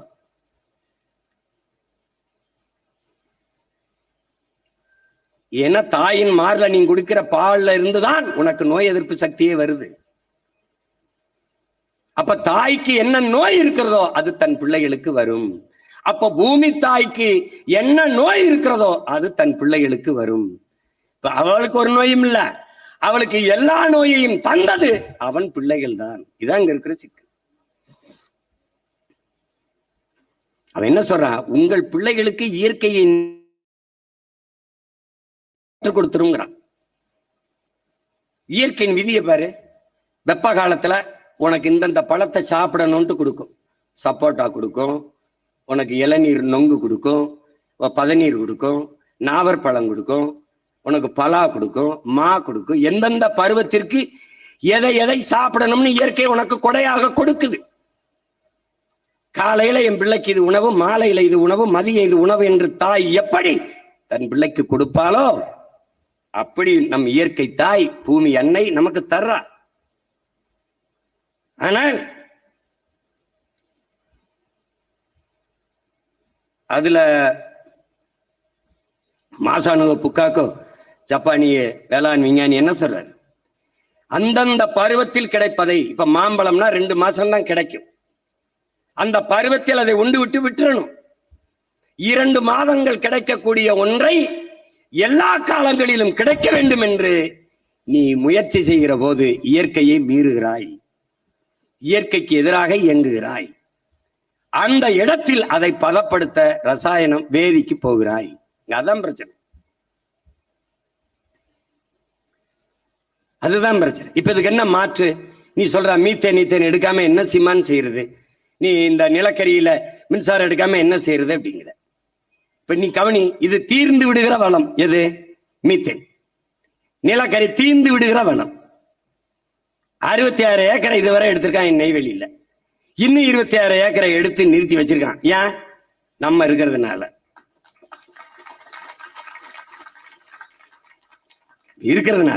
பூமி தாயை அப்படியே ஈரக்கொலை, இதயம், நுரையீரல் எல்லாத்தையும் அறுத்து அறுத்து போய்கிட்டே இருக்கான். அவன் மன்னார்குடி வர போறதா அவன் திட்டம். ஆனா நீ நெய்வேலியை தாண்டக்கூடாதுங்கிறது நம்மளுடைய திட்டம். இப்ப நீ வந்தா என்ன சிவாசிமான் இழுத்து போட்டு வெளியேறு, வெளியேறா. போரின் பேரழிவிற்கு பிறகு கூட மக்களை மீள்குடியேற்றம் செஞ்சிட முடியும். ஆனால் நிலக்கரியும் மீத்தேனும் ஈத்தேனும் எடுத்த இடத்தில், அணுலை வடித்த இடத்தில் என் மக்களை மறுகுடியும் அமர்த்த முடியாது. அப்ப நான் தாய் நிலத்தை இழக்கிறேன். அப்ப என்ன செய்யணும்? நீ வெளியேறு. இப்ப மரபுசார் மின்சாரம் இருக்கு. என்ன இருக்கு? இயற்கையில தயாரிக்க முடியும். என்ன? 66 ஏக்கர்லையும் போடா சூரிய மின் தகடை. 66 ஏக்கர்லையும் போடுற. இடையில தூக்குறா காற்றாலை மின்சாரத்தை. காற்றாடிய போடுற. எவ்வளவு மின்சாரம் தயாரிக்கலாம் நீ எண்ணி பார்த்துக்கட. ஏன் அதை செய்ய முடியாது? ஏன் செய்ய முடியாது? மக்கிய இலைதலை கழிவு, ஆடு மாட்டு கழிவு, மனித கழிவில் இருந்து எவ்வளவு வேணாலும் மீத்தேன் பயாகாசு எரிகாற்றை எடுத்துக்கொள்ள முடியும் என்கிற போது, இயற்கையாக எரிகாற்றை எடுத்துக்கொள்ள முடியும் என்கிற போது, எதற்காக என் பூமி தாயின் ஈரக்கொலை அறுக்கிற? 1000-1500 அடிக்கு கீழே போய் அவன் நுரையீரல், இதயத்தை, சிறுநீரகத்தை ஏன் அறுக்கிறாய்? ஏன்? திருப்பி எடுத்து வெளியில போட்டினா அந்த இடத்தை எப்படி வளப்படுத்த முடியும்? மறுபடி வருமா? அந்த மீத்தேன் நிலக்கரி எப்படி வந்தது? பல ஆயிரம் ஆண்டுகளுக்கு முன்னாடி பூமிக்குள் புதைந்து சிதைந்து அழிந்து காற்று அழுத்தம் வெப்பத்தாலும் மக்கி அப்படியே கரியாகி போன மரங்கள் இவைதான். செடி கொடிகள் கரியாகுது. அப்படின்னா பல ஆயிரம் ஆண்டுக்கு முன்னாடி என்ன பண்ணிருக்கான்? அந்த நிலத்தில் என் இனத்தான் என் முன்னவன் வாழ்ந்திருக்கான். அதுக்கு சான்று கீழடியில தோண்டும் போது நீ அறியுற. அப்ப அது என்ன ஆயிருது? மக்கி மண்ணோடு மண்ணா போய் அழுத்தத்தாலும் வெப்பத்தாலும் கரியாயிருது. அந்த கரிக்கு இடையில கொஞ்சம் காற்று படியுது. அந்த காற்று எரிகாற்று, மீத்தேன், ஈத்தேன். அதை எடுக்கணும். உறிஞ்சி அந்த காற்றை வெளியில எடுக்கிறதுக்கு குழாயை போட்டு முதல்ல அங்க இருக்கிற சுத்தி இருக்கிற தண்ணியை புறா எடுத்து வெளியில ஊத்தணும். ஊத்திட்டு இந்த காற்றை உறிஞ்சணும். தண்ணியை புறா எடுத்து வெளியில ஊத்த 1000 அடிக்கு கீழே போய் உறிஞ்சிக்கிட்டே வந்தா அது கடல் மட்டத்திற்கு போயிருது அந்த குழாய். அப்ப இந்த தண்ணீரை எடுத்து ஊத்த கடல் நீர் உள்ள வந்து கடல் நீரை உறிஞ்சி நிலத்துல ஊத்துவேன். கடல் நீரை உறிஞ்சி நிலத்துல ஊத்துனா நிலம் விளைநிலம் அல்லாம உப்பளமா மாறும். இந்த பேராபத்தை உணர்ந்ததாலதான் அதை எடுக்காத நிறுத்துன்றோம். அப்ப என்ன செய்யறது? வா, என்னுடைய ஆடு மாட்டு கழிவு, மக்கிய இலைதலை கழிவு, மனித கழிவுல இருந்து நீ எவ்வளவு வேணாலும் மீத்தேனை ஈத்தனை எடுத்துக்க முடியும், பயோகேஸ் எடுத்துக்க முடியும். இங்க வந்து அந்த முறைக்கு வா. விளங்குதா? இதைத்தான் நம்ம செய்ய சொல்றோம். இது இயற்கையை, பூமியை தன் தாய் போல நேசிக்கிற பிள்ளைகளின் கனவு. இது வேலை திட்டம், இது செயல் திட்டம். இது இந்த மண்ணை ஒரு மண் என்றும் அதை வித்தால் நிறைய காசு சம்பாதிக்கலாம் நினைக்கிறவனுக்கு இது தோணாது. இப்ப நமக்கு இது எப்படி பார்க்கிறோம்? மரம், மரம், மழை, மழை, மரம், பறவை, குருவிகள், வீடு, பறவைகளுக்கான உணவு, மரம், மரம், நிழல், நிழல். இப்படி இருக்குது. இவர்கள் இன்றைய ஆட்சியாளர் மரம், மரம், காசு, காசு, பணம், பணம், துட்டு, வெட்டு. நம்ம பார்வையில இப்படி, அவன் பார்வையில அப்படி. இப்ப நான் என்னுடைய பேச்சுல எதிரா வளர்ச்சிங்கிற காணொலி இருக்கு, போட்டு காட்ட சொல்லியிருக்கலாம். அது தவறு விட்டு இருந்தாலும் வலைவெளியில் இருக்குது. எது வளர்ச்சிங்கிற? நான் வயிறு நிறைய பசியோடு இருக்கும்போது நீ விண்வெளிக்கு விண்கலம் ஏவறத வளர்ச்சிங்கிற. 5000 ஏக்கர்ல ஏர்போர்ட் கட்டி ஏர்போர்ட்டி உழுகிறத விட்டுட்டு ஏர்போர்ட் கட்டி பறக்கிறத வளர்ச்சிங்கிற. உனக்கு வளர்ச்சினா என்னன்னு தெரியுமா? வயிற்றுல நான் பசியோடு இருக்க, அதை பத்தி கவலைப்படாம அப்படின்னு நான் பேசிட்டு இருக்கிறேன். அப்போ ஒரு காணொலி, ஒரு தங்கை, ஒரு 8 வயசு இருக்கும். அவ ஒரு திருமண நிகழ்வு, ஏதோ ஒரு நிகழ்வு, அந்த நிகழ்வுல சாப்பிட்டுட்டு ஒரு பெரிய வட்டையில எச்சி தட்டை போடுறாங்க. அந்த தட்டுல இருக்கிற மிச்ச மீதி இந்த உணவை எடுத்து எடுத்து தின்னுகிட்டு இருக்கு, முட்டிக்கால் போட்டு. அது வெள்ள கொடுமை, அது வெள்ள கொடுமை. அதுல பல கால்கள் இப்படி இப்படியுமா அந்த குழந்தை இப்படி சாப்பிட்டுக்கிட்டு இருக்கிறது, இந்த தட்டு இருந்து எடுத்து சாப்பிடுறத, இந்த மிச்சத்தை, இந்த எச்சியை சாப்பிடுறதை பார்த்து கொண்டே பல கால்கள் போய்கொண்டிருக்குது. அவ முன்னாடி இப்படி நின்று இப்படி பயந்து பயந்து சாப்பிட்டுக்கிட்டு இருக்கா. பல எச்சி தட்டுகள் அவ முன்னாடியே வந்து விழுகுது. அதுல ஒரு மனிதன், ஒரு மானுடன் கூட, பாப்பா அதை செய்யாத, வா கையை கழுவிட்டு வா, எங்களோட வந்து சாப்பிடுன்னு ஒருத்தன் கூப்பிடலடா. இந்த மனித பதர்களுக்கு இடையில நீ வாழ்ந்து கொண்டிருக்காங்கிறத கவனத்தில் வச்சுக்கடா.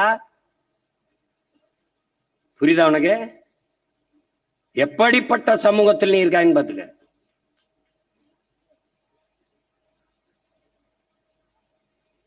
ரொம்ப அதான் ஐயா கவிப்பேரரசு வைரம் சொன்ன மாதிரி, மனிதனின் முதல் நண்பன் மரம், மரத்தின் முதல் எதிரி மனிதன். சீமான் வந்தா என்ன செய்வான்? நீ வெட்டிடுவாப்ப மரத்தை. மனிதனை வெட்டி கொலை செய்வது மாதிரி 6 மாசம் ஒரு உள்ளதுக்கு போட்டுருவேன். நான் சட்டம் போடுவேன்னு என் வரைவுல 16ல சொன்ன போது சிரிச்சா, அதே சட்டத்தை சீனா கொண்டு வந்து பல்ல இழிச்சா.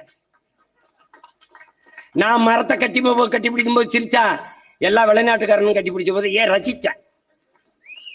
டேய் டேய், அதாவது சொல்லிட போறேன். உனக்கு எது சொன்னாலும் வெள்ளைக்காரன் சொல்லணும், வேற ஒருத்தன் சொல்லணும். அதுக்காக நான் தீக்குளிச்சாடா வெந்து வர முடியும்? இந்த நோய் இருக்குன்னா எங்க அப்பா வந்து நம்மாழ்வார், மகனே இது ரொம்ப பெரிய நோயா இருக்கு, அந்த ஆரவையில் வந்து பெர்னாட்டி கிளார்க் சொன்னார், அவர் சொன்னார், மாசானுகோ புக்காக்கோ சொன்னார், மக்காக்கோ சொன்னார். ஓ அப்படி இருக்குமோ அப்படின்னு. இல்ல இப்போ அரியனஸ்ங்கிற ஒரு வேதியியல் அறிஞர் இதை சொன்னார். அரியனஸ் ஒரு வேதியியல் அறிஞர், நோபல் பரிசு பெற்றிருக்காப்ல. அப்ப தெரியாதா இருக்கணும். அவன் சீமான், நம்ம சீமான் தானே. நான் இதை மதுரையில் இருக்க ஆயர்கிட்ட போய் சொன்னேன், நான் இவ்வளவு பேசுறேன், சனம் மக்கள் என்னை கவனிக்க மாட்டாங்களேன்னு. அப்படிதான் இருக்கும். உலகம் பூரா இயேசு இறைமகன், சொந்த ஊர்ல தச்சர் மகன் தான், சொந்த ஊர்ல ஆசாரி மகன் தான், அடுத்த ஊர்ல ஆண்டவன். அந்த மாதிரி நான் என்ன கத்துறாலும் எனக்கு புரியல. ஏன்னா உள்ளூர் மாடு வேலை போகாதுல. ஒருவேளை இதையே இதர் மே ஷாத் மே ஹே இந்தியா ஸ்வத்தத த்ரீஸ் வேனா த்ரீ வால்ஸ் இந்த வண்டர்ஃபுல் த ஹியூமன் நேச்சர் எதை பேசுறேன், என்னமா பேசுறான். ஐயோ சீமான் வெரி இன்டெலிஜென்ட். இவங்கள போய் ஏ அப்ப என்னன்னு கேட்டுங்க, இதை வெள்ளைக்காரன் பேரை சொல்ல வேண்டியது இருக்கு. இப்ப கூட நம்ம சொல்றதுல இப்ப மதங்களை விடு, மரங்களை நடு, சீமான் அப்படின்னு போடாம சில்வஸ்டர் ஸ்டாலின் அப்படின்னு போடு. ஏன்னா அவனுக்கு இது நோயாயிருச்சு. எதையோ ஒண்ணு தஸ்தோவெஸ்கி சொன்னது போல எங்க அப்பா நாங்க அமைதிப்படையில இப்படித்தான் ஏதாவது கப்சா போட்டு தம்பி ஏதாவது வெளிநாட்டுக்காரன் பேரை சொல்றான். எதுக்கு பண்ண? அப்பதான் அவன் கேட்பான். ஏன்னா வெள்ளையாடுக்கேன் போய் சொல்ல மாட்டான். அட பாவிகளா இவங்கள எதை கொண்டு வச்சு சரி பண்றது? அப்பது மரம்ங்கிறத பசிக்குதா பாரு. மரம் இருந்தாதான் மழை இருக்கும், மழை இருந்தாதான் அருவி இருக்கும், அருவி இருந்தாதான் ஆறு இருக்கும், ஆறு இருந்தாதான் நீர் இருக்கும், நீர் இருந்தாதான் சோறு இருக்கும், சோறு இருந்தாதான் வயிறு இருக்கும், உயிர் இருக்கும். அதனால அதனால கொஞ்சம் அது எழுதுனதுல இந்த புதிய நகரங்களில் புத்துயிர் இல்ல, ஒரு உயிர்ப்பு இல்லைன்ற. அது காரணம் தகவல் தொடர்புக்கு எழுப்பிய கோபுரங்களின் எண்ணிக்கை கூட மரங்களின் எண்ணிக்கை இல்லைங்கிற. அங்க எப்படா மனிதனுக்கு நல்ல காற்று, பாதுகாப்பான சூழல் எப்படி இருக்கும், நல்ல குடிநீர் எப்படி கிடைக்கும் கேட்கிறாரு. இதுக்கு பதில் இருக்கா நம்மகிட்ட? இருக்கா? ஐயா நக்கீரன் அவர்கள் மலைக்காடுகளின் மனித குலத்திற்கு மலைக்காடுகளின் மடல் ஒரு மனு அப்படின்னு ஒரு கடிதம் எழுதியிருக்காரு. அந்த கடிதத்துல என் உடல் பற்றி எரிகிறது, இது தீக்குளிப்பல்ல, எரியூட்டல். அது நான் தீக்குளிக்கல, தற்கொலைக்காக தீக்குளிக்கல, எரியூட்டல்ங்கிற. பற்றி எரிகிற அந்த நெருப்புல ரத்த நாளங்களான அந்த ஓடைகள் கொப்பளிக்கிறது, அப்படியே வெப்பத்துல கொப்பளிக்கிறது. ஏரிகள் வெப்பத்தில் ஏரிகள் கொதித்து நீராவியாகிறது, ஏரிகள் கொதித்து நீராவியாகிறது. அப்ப அந்த இயற்கை தாவரங்கள் எல்லாம் கருகி, இயற்கை தாவரங்கள் இதுல மற்ற தாவரங்கள் எல்லாம் கருகி சாகிறது. அதிலே ஊர்வன, பரப்பன, நீந்துவன, கொறிப்பன எல்லா விலங்குகளும் எல்லா பறவைகளும் எரிந்து சாம்பலாகிறது. அதுல மரம் சொல்லுது உங்கள் நுரையீரலுக்கு உயிர்காற்றை, மூச்சுக்காற்றை, உயிர்காற்றை நிரப்பிய நீங்கள் இன்று கரிக்காற்றை நிரப்புவதை நினைத்து நான் வருந்துறேன். ஏன்னா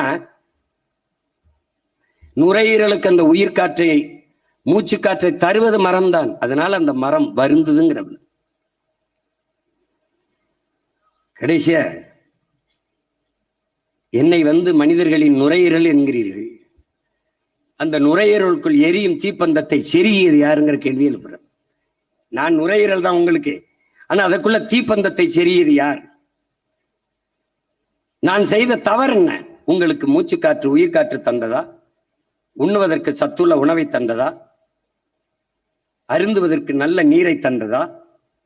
நான் செய்த தவறுதான் என்ன? எதனால் என்னை அழிக்கிறீர்கள்? எதனால் என்னை எரிக்கிறீர்கள்? இந்த கரி காற்றை உறிஞ்சிக் கொண்டு நல்ல காற்றை உங்களுக்கு தந்து இந்த உயிர் உலகம் வாழ்வதற்கு உதவியதற்கா? எதனால் என்னை அழிக்கிறீர்கள்? எதனால் என்னை எரிக்கிறீர்கள்? நான் செய்த தவறு என்ன? ஏன் உங்களுக்கு பல்லுயிர் ஓம்புதல் தெரியவில்லை? நாம யாரு? பல்லுயிர் ஓம்ப கற்றுக் கொடுத்த போதிச்ச உலக பெருமகான். உலகத்திலே ஒருத்தன் தான் பகுத்துண்டு பல்லுயிர் ஓம்புகள் என்று பாடியவன். உலகத்திலே நம்முடைய மறைவன் தான். அவனுடைய பிள்ளைகளுக்கு கேள்வி எழுப்புறார். ஏன்? யார் எழுப்புறது? மரம்தான். மரம் நம்மோடு கேக்குது, நம்மகிட்ட கேக்குது. உங்களுக்கு ஏண்டா பல்லுயிர் ஓம்ப தெரியவில்லை? அன்பு, பாசம், காதல் எல்லாம் மனிதர்களுக்கு மட்டும்தானாடா? மற்ற உயிர்களிடத்தில் அதை உங்களுக்கு பரிமாற தெரியாதா? பூச்சி, வண்டு, பறவை, விலங்குகளோடெல்லாம் உங்களுக்கு அன்பை கடத்த தெரியாதா? பரிமாற தெரியாதா? பரிமாற தெரியாதா? புல், பூண்டு, செடி, கொடி, மரங்களோடு உங்களுக்கு பாசத்தை பகிர தெரியாதா? அருவி, ஆறு, ஏரி, குளம், மலை இவற்றையெல்லாம் உங்களுக்கு நேசிக்க தெரியாதா? பாதுகாக்க தெரியாதா? தெரியாதா? தெரியுமா? தெரியாதா? யாரு கேட்கிறா? மரம் நம்மை பார்த்து கேக்குது. உங்களுக்கு தெரியுமா? தெரியாதாடா? புல்லின் பசி நீர், புலியின் பசி மானின் பசி புல், புலியின் பசி மான். உலகில் எல்லா உயிரினத்திற்கான பசிக்கும் உணவு இருக்கிறது, மனிதர்களின் பசியை தவிர. ஏன்னா மனிதனுக்கு இருக்கிறது பசி அல்ல, பேராசை. அந்த பேராசை என்று சொல்லக்கூடாது. அந்த பேராசை என்பது பெருந்தீ. அதுதான்டா என்னை எரிக்குதுங்கிற.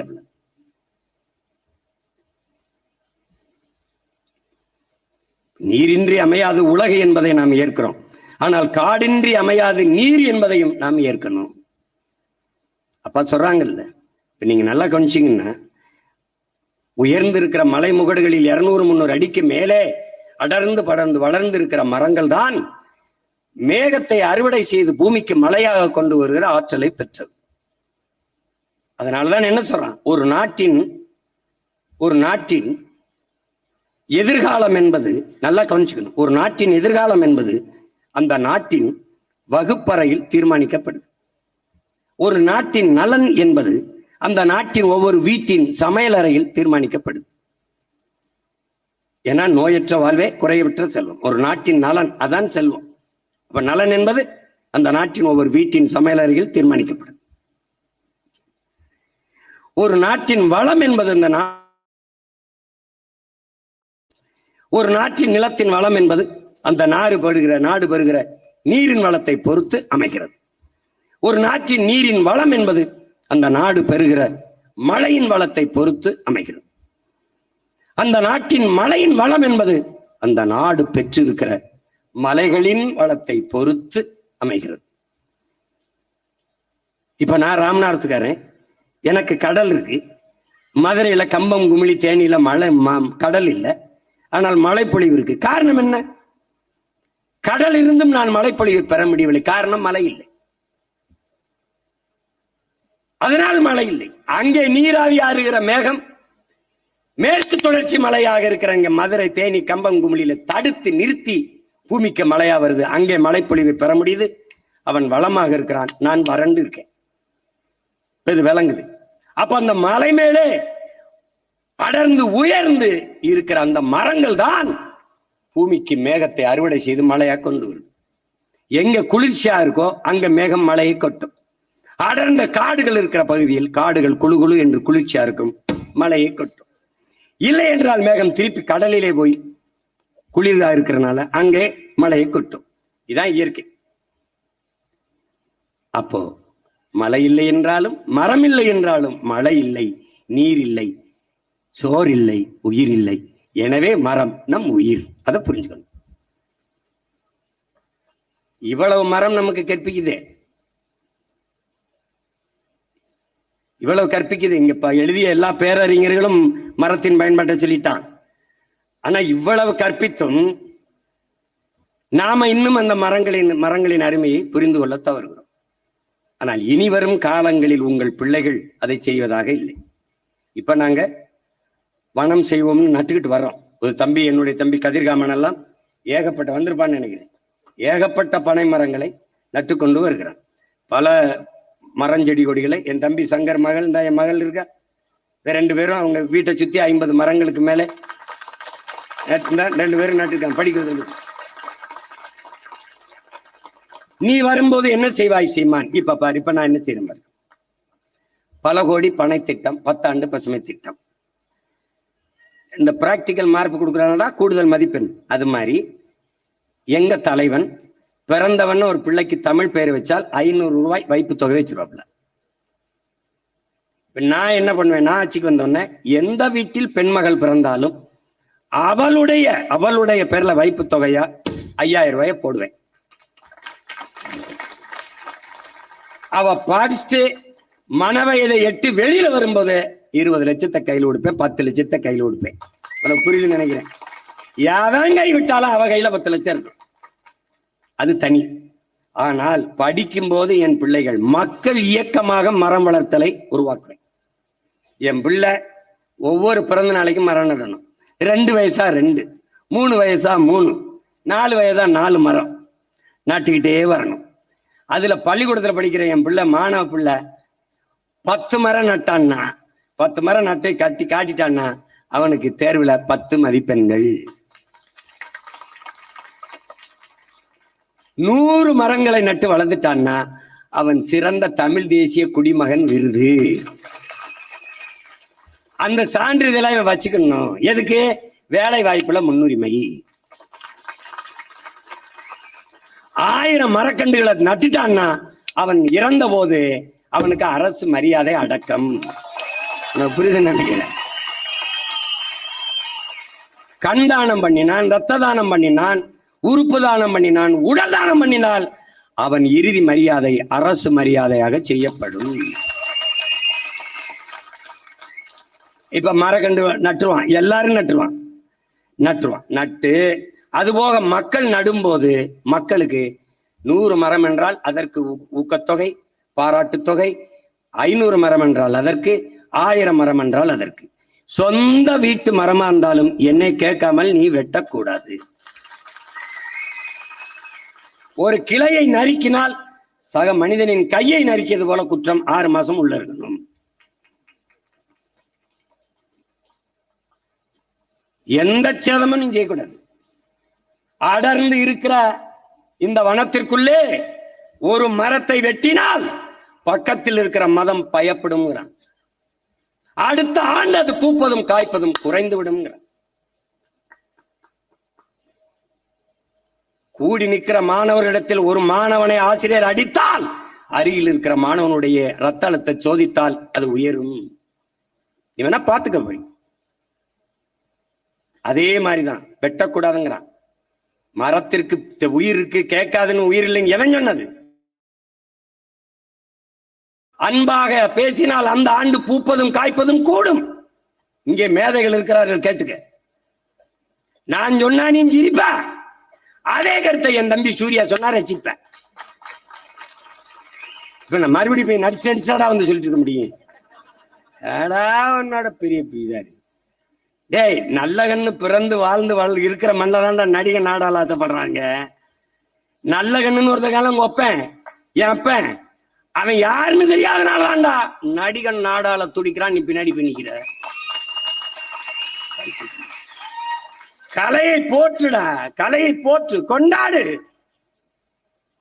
அதை எங்க வைக்கணுமா அங்க வைக்கணும். இந்த நாட்டில் சாதிய போதை, அதை எதிர்த்து போராடுகிற கூட்டம் இருக்கு. மதவாதத்துக்கு எதிராக மாநாடு போராட கூட்டம் இருக்குது. மதுவுக்கு எதிராக போராட்டம், மது ஒழிப்பு மாநாடு கூட்டம் இருக்குது. இந்த 3 போதைகளுக்கு இடையான போதை திரை போதை, திரை மயக்கம். அதுக்கு எதிராக ஒருத்தனும் பேச மாட்டான். நான் கேட்கறதுக்கு பதில் சொல்லு. ஒப்பனை அளித்த உடனே அரியணை ஏற்கிறியா?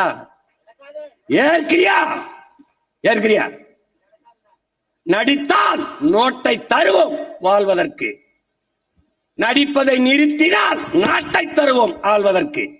இதை ஏற்கிறியாடா? அறிவார்ந்த தமிழ் சமூகத்தின் பிள்ளையானி, ஆன்றோரும் சான்றோரும் பிறந்த மண்ணிலே உலகத்தில் எந்த இனத்திலும் பிறக்காத பேரறிஞர்கள் வள்ளுவன், கம்பன், இளங்கோ, எவ்வளவு பெரிய தத்துவ ஞானி, புத்தனும் சித்தனும் பிறந்த பூமியிலே உலகத்திற்கு அறிவை கடன் கொடுத்த இனத்திலே எதுவுமே இல்லை. யார் அரசியல் பிழைத்தோருக்கு அறங்குற்றாகும். என்னைக்கா பாடினா? என்னைக்கு பாடினா? முறை செய்து காப்பாற்றும் மன்னவன் மக்களுக்கு இறை என்று வைக்கப்படும். எங்க இருக்கு? அஞ்சாமை அறிவு ஊக்கம் இன்னான்கும் எஞ்சாமை ஈகை ஈகை இன்னான்கும் எஞ்சாமை வேந்தற்கு அழகு.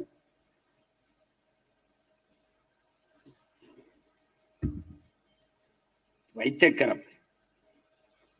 எல்லாம் எவ்வளவு பெரிய மேதைகள், ஞானிகள், தன்னலமற்ற தியாக மறவர்கள்.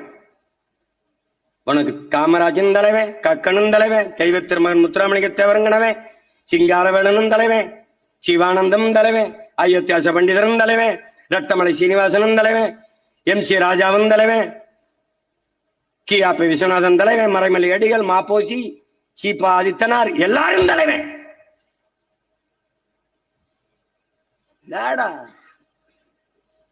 தலைவன்னா என்னன்னு ஒண்ணு இருக்குடா. தலைவன் தெரிஞ்சுக்கடா. தலைவன்னா தண்ணீரில் கரைத்தாலும் தண்ணீரில் தன்னையே கரைத்து சுவையை கூட்டும் உப்பாக இருக்கணும்டா தலைவன். தன்னையே எரித்துக் கொண்டு உலகத்திற்கு வெளிச்சத்தை தருகிற மெழுகுவர்த்தியா இருக்கணும்டா தலைவன். அப்படி இருந்த தலைவன் என் இனத்திலே என்னுயிர் தலைவன் மேதகவே பிரபாகரன் அவர்கள் தான். அவன் ஒருவன் தான் இந்த இனத்துல ஒரு கோட்பாட்டை முன் வச்சான்.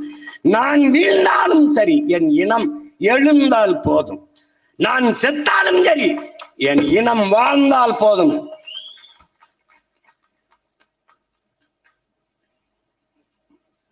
அதை புரிஞ்சுக்கணும். நாங்கள் மாண்டாலும் சரி எங்கள் இனம் மீண்டால் போதும்.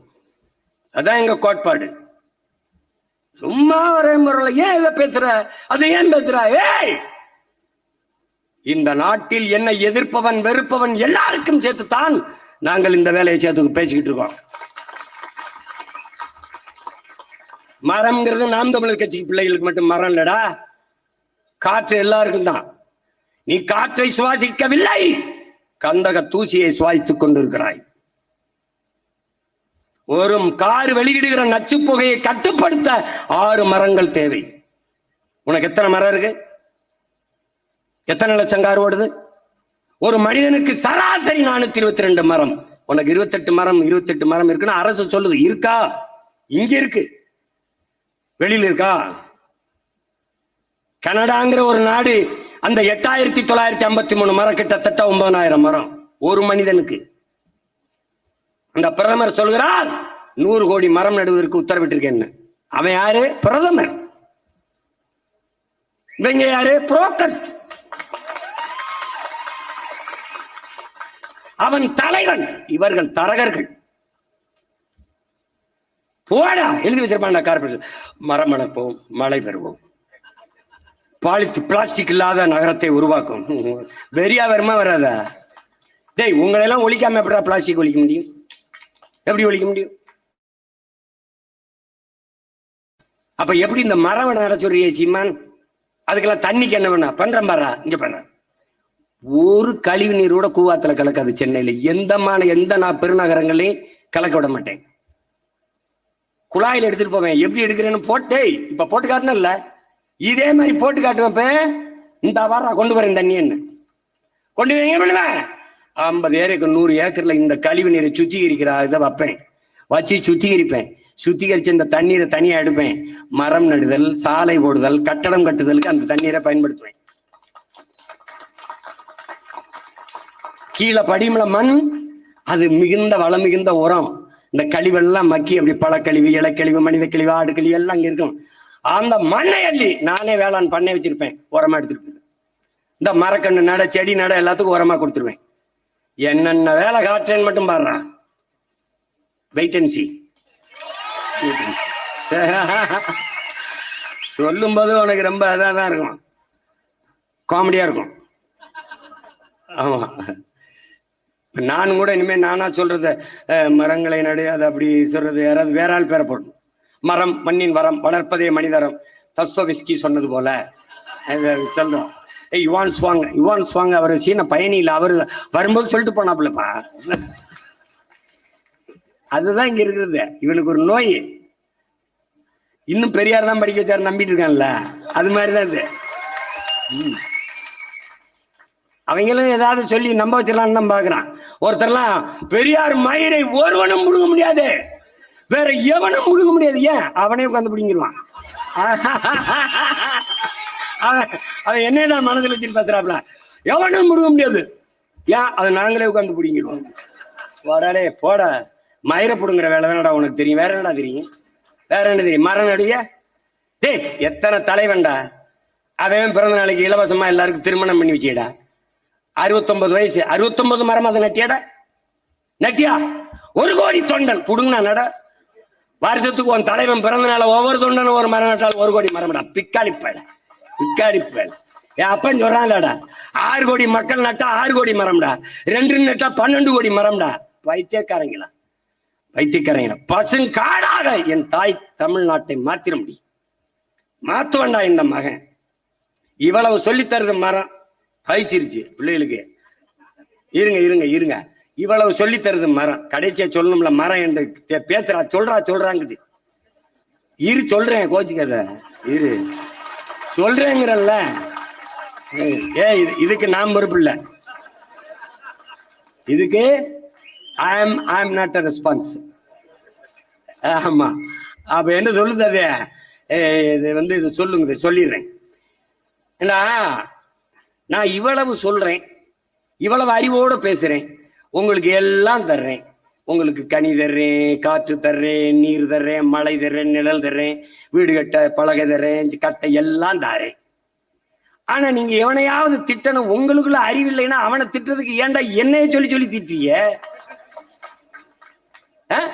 என்னை அவனுக்கு மூளை வேலை செய்யலைன்னா அவனை எப்படியா வேற பேர் என்னை மரமண்ட மரமண்ட மரமண்ட.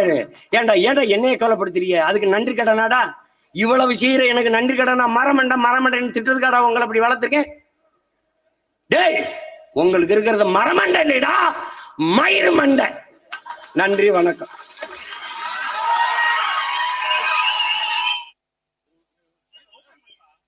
உறவுகளே, இன்னும் 10 நிமிடம். இப்பொழுது திருவள்ளுவர் திருத்தணி. இனிமேதான் ஒளி வாங்க போடியா, இனிமேதான் முக்கியமானது இருக்கு, முக்கியமான செய்தி இருக்கு. இங்க பாருங்க, 26 சட்டமன்ற தேர்தலிலே என்னுடைய அன்பு தம்பி, தலைமை நிலைய செயலர், திருவள்ளூர் மாவட்டத்திலே தம்பி செந்தில் அவர்கள்